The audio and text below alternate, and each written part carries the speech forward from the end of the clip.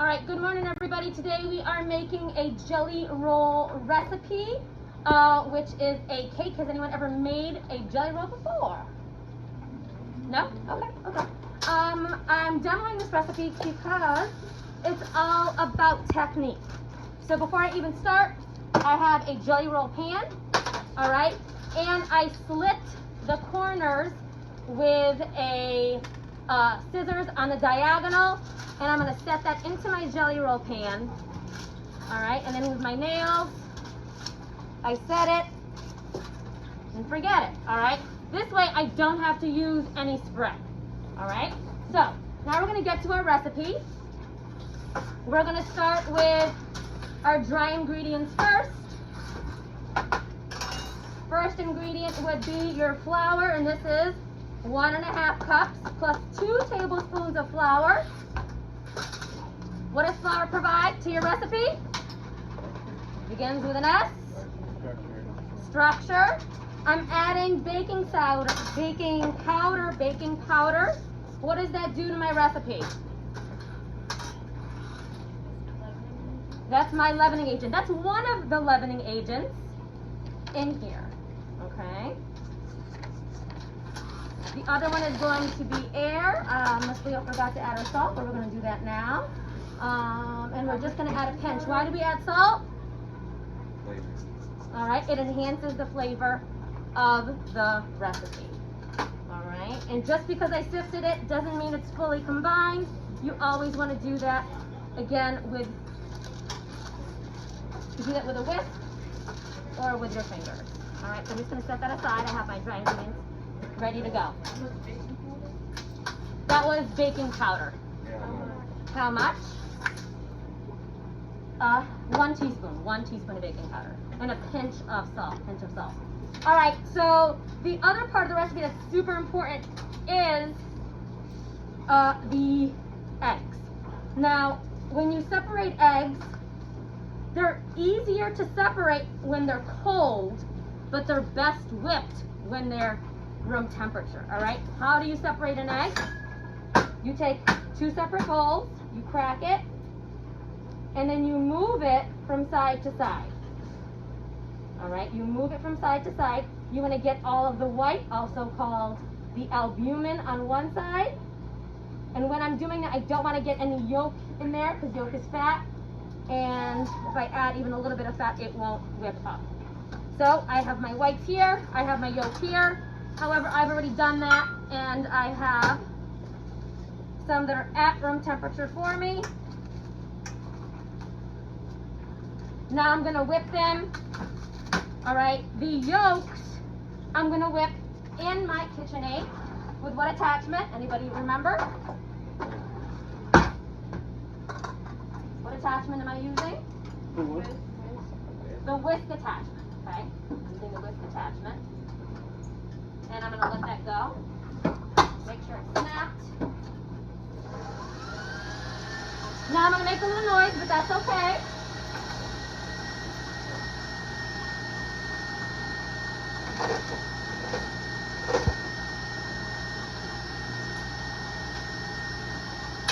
I'm going to add my yolks here using a different spatula. I don't want to get my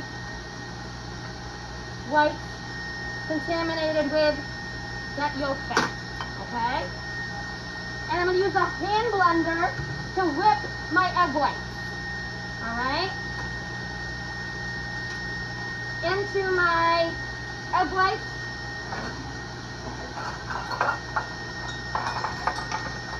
I need 2 tablespoons of my sugar, 2.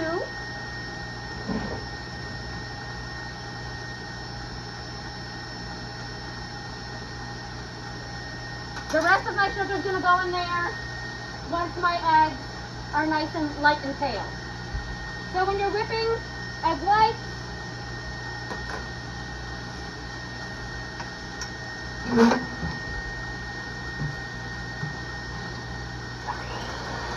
you want to go slow. This is slow for this machine.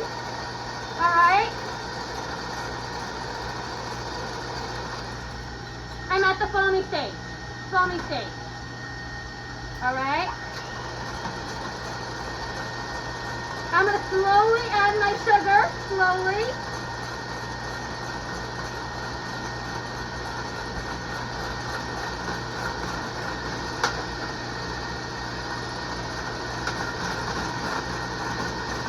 Keep on beating.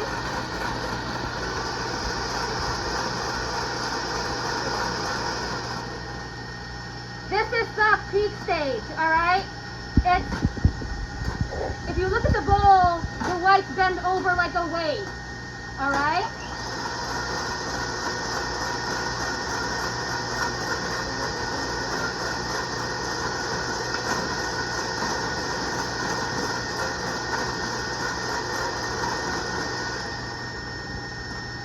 So, if these things stood straight up, that would be called stiff peak stage. I don't want to go there because I find you get more volume if you under whip than if you over whip. All right? If you kept on whipping, these would be clumpy and you wouldn't get the structure out of this that you need. Okay? So my yolks in here are nice and light and fluffy. I'm going to slowly add my sugar. There's like a little sweet spot where it doesn't really get in the way. Between the whisk and the bowl, that's where you want to pour that in. Alright, I'm adding vanilla. What's vanilla? Nice flavoring, okay?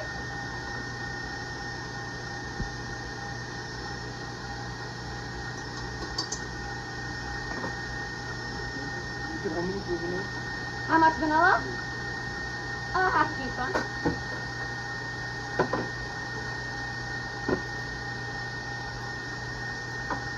I'm adding a 1/4 cup of milk.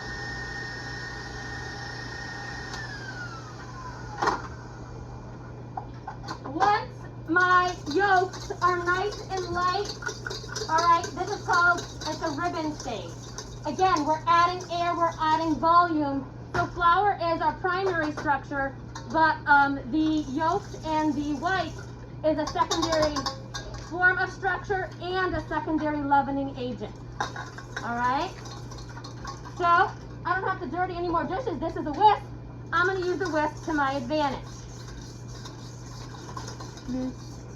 So I'm using the whisk to mix this in.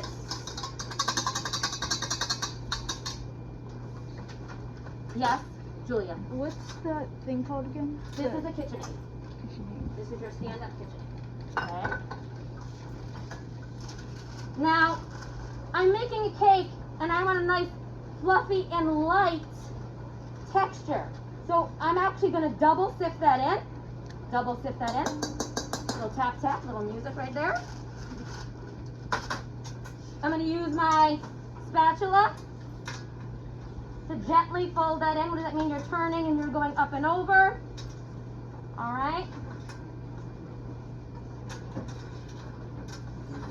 So that's what it should look like. Now I'm going to add my egg whites. When you add egg whites, you add a little bit.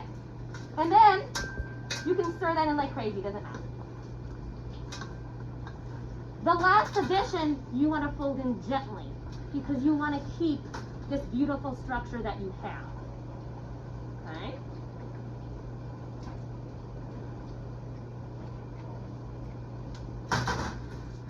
So I don't want to deflate that. Nice and gentle. You want to fold it in until it's all one consistency. And that's what you're looking for, all right?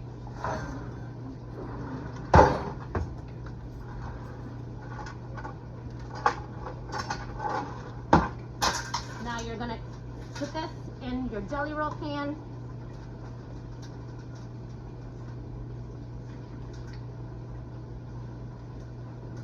Can I just leave it like this?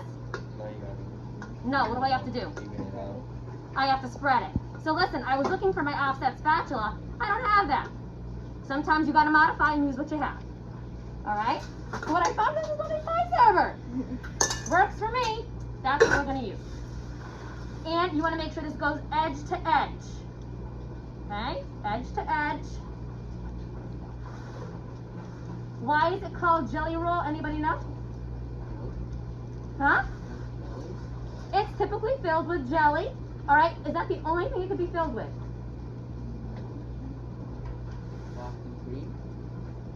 Oh, I like that you said that. That's a fun little combination. So it could be filled with jelly, it could be filled with chocolate, it could be filled with Nutella. All right, I'm spreading this. I want to make sure it's all even because I want it to bake evenly, ladies and gentlemen. All right. My hands are clean. Just gonna do that. It's gonna go into the oven at 350 for about 10 to 12 minutes. Okay. Your middle or top rack. And while that is cooking, I'm gonna set the timer because that's important to do. Wait, how long for? 10 to 12 minutes. And we're just gonna prep ahead. You're gonna need another piece of parchment paper, another piece of parchment, and you are going to gently tap powdered sugar across the entire surface area of the parchment paper.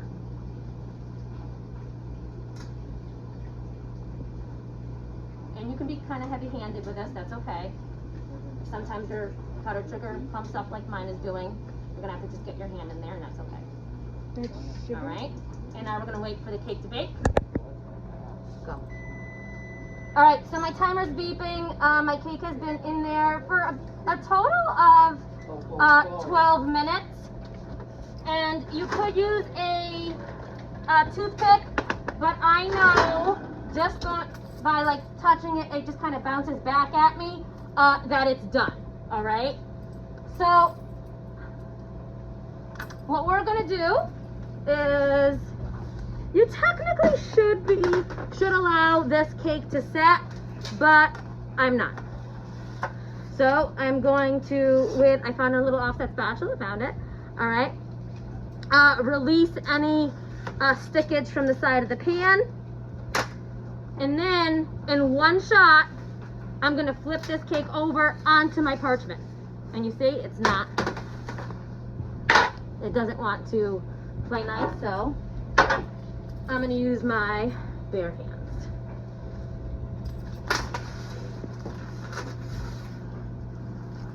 And put it right onto the parchment. All right, now what you're gonna do is, with your hands, you're gonna peel the parchment off of the cake. Technically, you should let the cake set up a little bit, but in the interest of time, I'm gonna just do it quickly. So you see, we have a nice light texture. That's what we're looking for. And that is because we did a nice job whipping both our egg whites and our egg yolks.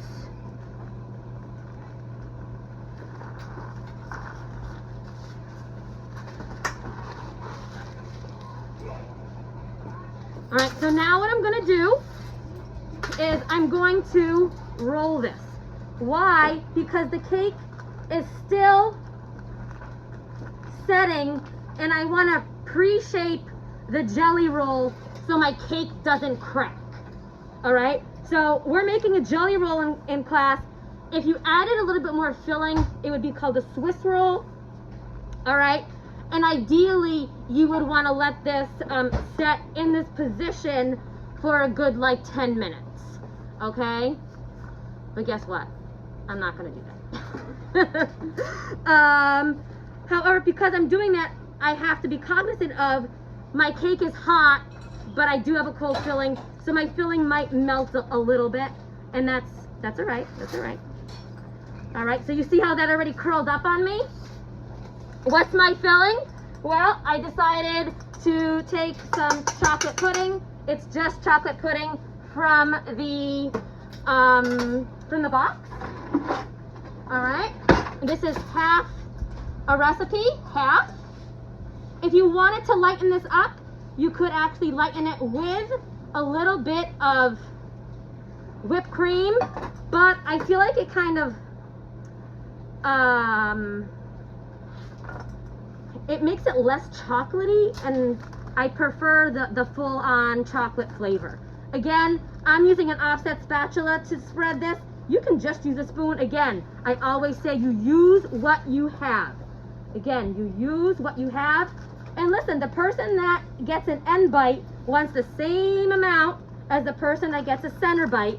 So you want to make sure that you are spreading this evenly, okay?